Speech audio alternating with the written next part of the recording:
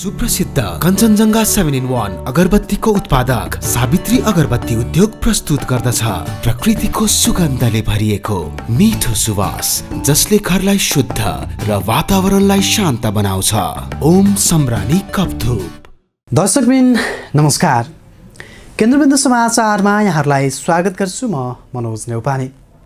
दर्शकबिन, केन्द्रबिन्दु समाचारमा हामी दिनभरिका महत्त्वपूर्ण तथा खोजमूलक समाचारहरू सम्प्रेषण गर्ने गर्छौँ। आजको केन्द्रबिन्दु समाचार सुरु गरौँ प्रमुख शीर्षकहरूबाट। धुम्बाराईमा बसेको एमालेको वार्ता निष्कर्षविहीन। फागुन 28 गतेको निर्णय फिर्ता लिएपछि मात्र अर्को बैठक बस्ने माधव पक्षको अडान। ओलीले बोलाएको चियापान कार्यक्रमको पनि बहिष्कार गर्ने माधव पक्षको निर्णय। नेकपा माओवादी केन्द्र केन्द्रीय कमिटी बैठक अनिश्चित समयका लागि स्थगित। अन्य राजनीतिक दलसँग वार्ता गर्दै अघि बढ्ने। सत्तारूढ नेकपा खारेजी सम्बन्धी सर्वोच्चको निर्णयमा छिट्टै पुनरावलोकनमा जाने। नेपालमा प्राकृतिक ग्यास प्रविधिमा आधारित रासायनिक मल कारखाना स्थापना र सञ्चालन गर्न सकिने एक अध्ययन प्रतिवेदनको निष्कर्ष। व्यापार घाटा न्यूनीकरण गर्न सहयोग पुग्ने दाबी। थप जटिल बन्दै म्यानमार सैन्य कुको घटना। सेनाको आक्रमणबाट एकै दिन 38 प्रदर्शनकारीको मृत्यु। त्यहाँका सेनालाई चीनले सहयोग गरिरहेको प्रदर्शनकारीहरूको विश्वास। र युभेन्टसको जितमा रोनाल्डोले तोडे पेलेको कीर्तिमानी। विश्व फुटबल इतिहासको सबैभन्दा बढी गोल गर्ने खेलाडीमा रोनाल्डोको नाम। पेलेले दिए बधाई। जस्तै परिस्थितिमा पनि होन्डा छ सधैँ तपाईसँगै। त्यसैले अब होन्डा हुनेछ तपाईसँग मात्र ₹1 डाउन पेमेन्ट वा ₹1 EMI वा 1% इन्ट्रेस्ट रेटमा। थप जानकारीका लागि यी नम्बरमा कल गर्नुहोस् वा माथि दिएको लिङ्क क्लिक गर्नुहोस्। होन्डा छ सधैँ तपाईसँगै। International School of Tourism and Hotel Management. दर्शकबिन अब पुरा समाचार। गए राति इटालियन सिरिए अन्तर्गत क्याग्लियरी विरुद्धको खेलमा युभेन्टले सहज जित निकालेको छ। जितमा पोर्चुगलका स्टार फुटबलर क्रिस्टियानो रोनाल्डोको ह्याट्रिक नै निर्णायक बन्यो। यता ह्याट्रिक पुरा गरी रोनाल्डोले आफ्नो आधिकारिक खेलको गोल कीर्तिमानी तोडेका छन्। रोनाल्डोले उक्त खेलमा ह्याट्रिक गरेसँगै आफ्नो खेल करियरमा कुल गोल सङ्ख्या 770 पुर्याएका छन्। यो सङ्ख्या अर्का कीर्तिमानी खेलाडी पेलेले राखेको रेकर्डभन्दा 3 गोल बढी हो। पोर्चुगलका स्टार फुटबलर क्रिस्टियानो रोनाल्डो आबद्ध क्लब युभेन्टसले इटालियन सिरिए लिग फुटबलमा सहज जित निकालेको छ। आइतबार राति भएको खेलमा युभेन्टसले काग्लियारीलाई 3-1 गोल अन्तरले पराजित गर्दा रोनाल्डोले कीर्तिमानी समेत बनाएको छ। काग्लियारी विरुद्ध ह्याट्रिक गर्दै रोनाल्डोले आधिकारिक खेलमा 770 गोल पूरा गरेर पेलेको कीर्तिमानी तोडेका हुन्। रोनाल्डोले कीर्तिमान तोडेपछि पेलेले पनि सोसियल मिडिया मार्फत उनलाई बधाई दिएका छन्। पेलेले रोनाल्डोसँगको एउटा फोटो सेयर गर्दै लेखेका छन्, हाम्रो मित्रता धेरै वर्षदेखि रहेको छ र यस्तै रहिरहनेछ। ब्राजिलका महान खेलाडी पेलेको नाममा 767 गोल रहेको छ। गए राति काग्लियारीको मैदानमा भएको खेलको 10औं मिनेटमा रोनाल्डोले गोल गर्दै टिमलाई अग्रता दिलाएका थिए। खेलको 25औं मिनेटमा रोनाल्डोले पेनाल्टीबाट गोल गर्दै टिमको अग्रता 2-0 को बनाए। खेलको 32औं मिनेटमा रोनाल्डोले ह्याट्रिक पूरा गर्दै पहिलो हाफमा युभेन्टस 3-0 ले अघि रह्यो। यस्तै खेलको 61औं मिनेटमा काग्लियारीका जियोभानीले 1 गोल फर्काए पनि युभेन्टस 3-1 ले विजयी भयो। यस जितसँगै युभेन्टस 26 खेलमा 55 अङ्कसहित लिगको तेस्रो स्थानमा रहेको छ। म्यानमारमा पछिल्लो समय सैन्यको विरुद्ध आन्दोलन चर्कदै जाँदा त्यहाँको सैनिक निकै हिंसात्मक बन्न थालेको छ। यस क्रममा आइतबार मात्र त्यहाँका सैनिक फौजले प्रदर्शनकारीहरूमाथि आक्रमण गर्दा 38 प्रदर्शनकारी मारिएको अन्तर्राष्ट्रिय सञ्चार माध्यमहरूले जनाएका छन्। यो घटनालाई त्यहाँका अभियान कर्मीहरूले सबैभन्दा घातक भएको जिकिर पनि गरेका छन्। यस विषयमा चीनले म्यानमारको सेनालाई सहयोग गरिरहेको प्रदर्शनकारीहरूले आरोप समेत लगाइरहेको समाचार संस्थाहरूले जनाएका छन्। हेरौँ एक रिपोर्ट। म्यानमारमा गत महिना सैन्यको भए यताकै सबैभन्दा घातक दिनका रूपमा आइतबारको दिनलाई लिएको छ, जहाँ आइतबारको प्रदर्शनमा सुरक्षाको आक्रमणमा परि कम्तीमा 38 जना प्रदर्शनकारीहरू मारिएको त्यहाँका अभियान कर्मीहरूले बताएका छन्। The assistance association for political prisoners एएपीपीले मुख्य सहर याङ्गुनको एउटा औद्योगिक क्षेत्रमा भएको झडपमा कम्तीमा 21 प्रदर्शनकारीहरू मारिएको जनाइएको छ। बाँकी मृत्यु देशका विभिन्न भागमा भएका हुन्। याङ्गुनमा प्रदर्शनकारीहरूले लाठी र छुरीको प्रयोग गरेपछि सुरक्षा फौजले गोली चलाएको थियो।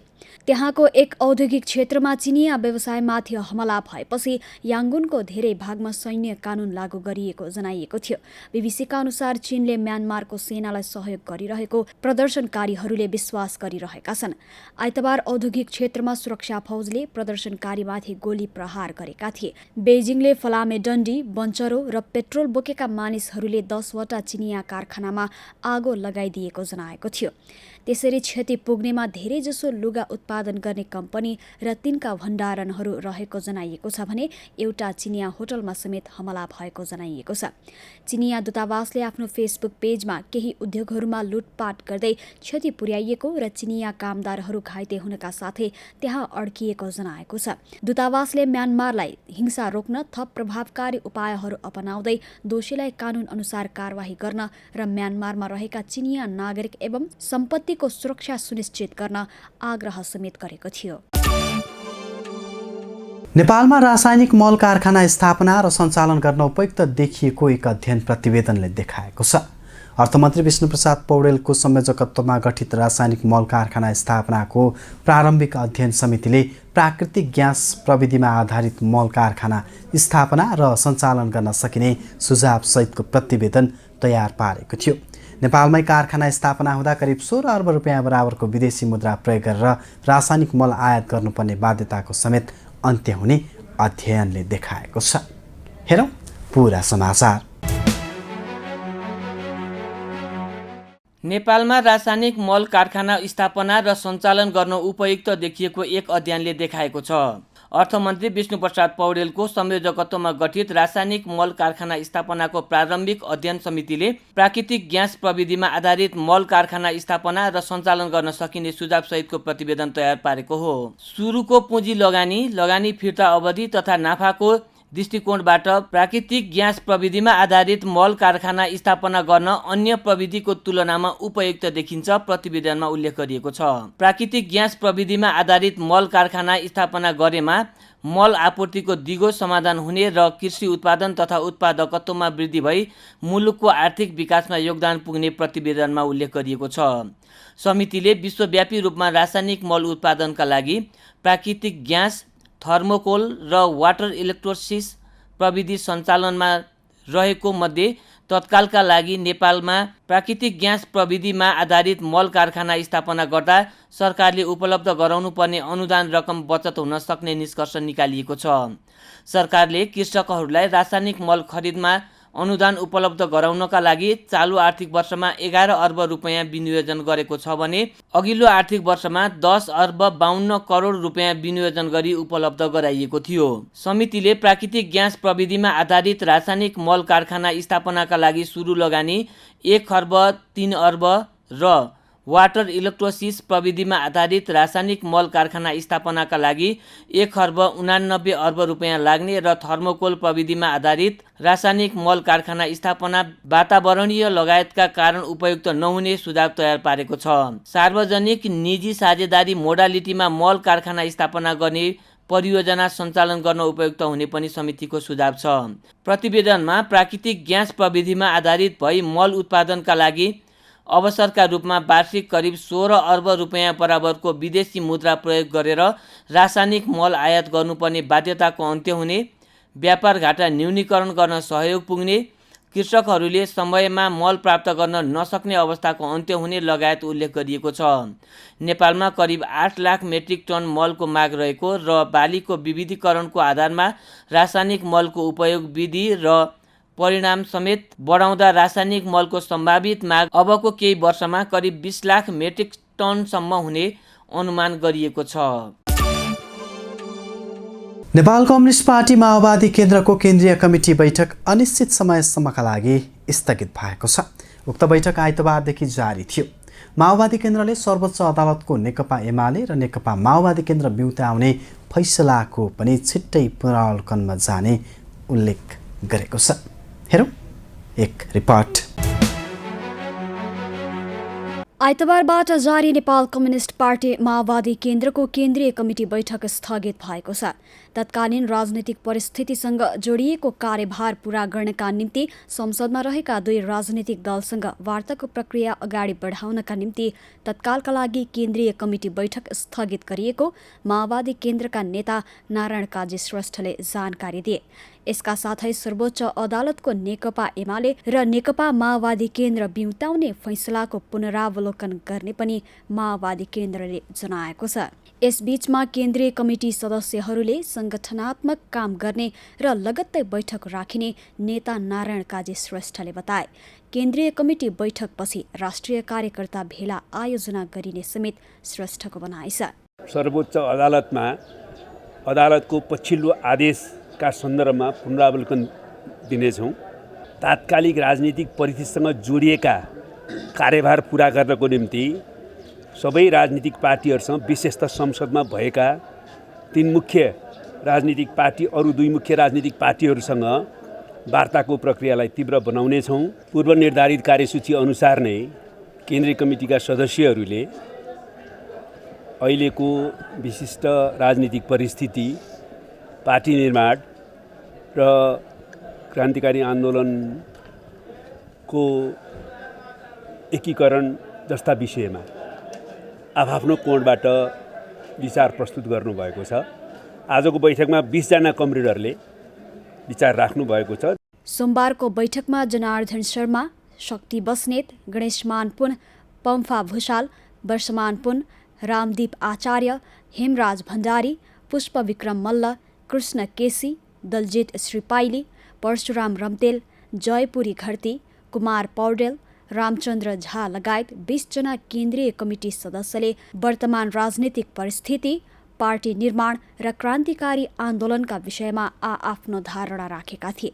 बैठकमा केन्द्रीय कमिटी सदस्यहरूले कम्युनिस्ट आन्दोलनलाई एउटै केन्द्र निर्माण गरी एकीकृत पार्टी निर्माण गर्ने पहल सही भएकाले सो पहललाई जारी राख्न जोड दिएको पनि नेता श्रेष्ठको भनाइ छ।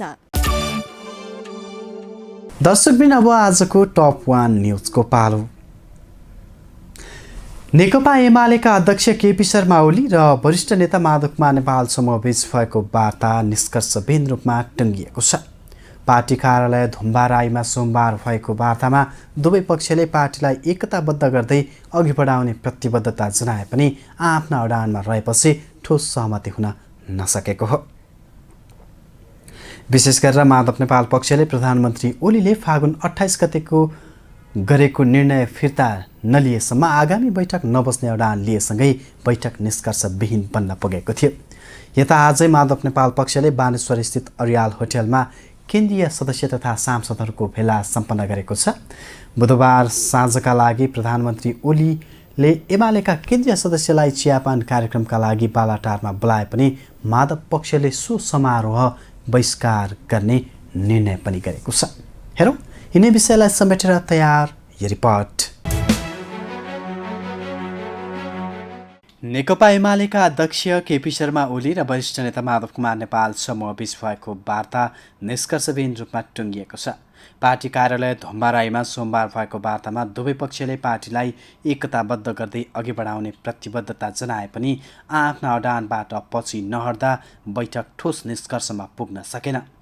फागुन 23 गतेको सर्वोच्च अदालतको फैसलापछि नेपाल कम्युनिस्ट पार्टी नेकपा पूर्ववत रूपमा नेकपा एमाले र नेकपा माओवादी केन्द्रको अवस्थामा पुगेको भन्दै त्यसपछिका निर्णयहरूको प्रभाव शून्य हुनुपर्ने अडान नेता नेपाल पक्षले राखेका थिए। सो प्रस्ताव अनुसार अध्यक्ष तथा प्रधानमन्त्री केपी शर्मा ओलीले सर्वोच्चको फैसलापछि फागुन 28 गते गरेको निर्णय फिर्ता वा खारेज गरेको जानकारी गराउनुपर्ने थियो। तर 28 गतेको निर्णय खारेज गर्ने पक्षमा ओली नरहेपछि वार्ता सकारात्मक दिशामा अघि बढ्न नसकेको हो। बैठकपछि वरिष्ठ नेता माधव कुमार नेपालले पुरानै अवस्थामा फर्कियौँ भनेर गरेको प्रस्ताव अध्यक्षले स्वीकार नगर्दा बैठकको अन्त्य टर्रो रूपमा भएको प्रतिक्रिया दिए। सुरुमा कुराकानी राम्रो भयो, गुड्डी कुरा भए, पछि छुट्टी नलागेर टर्रो कुरा भयो, यथास्थानमा रहने स्थिति बन्यो।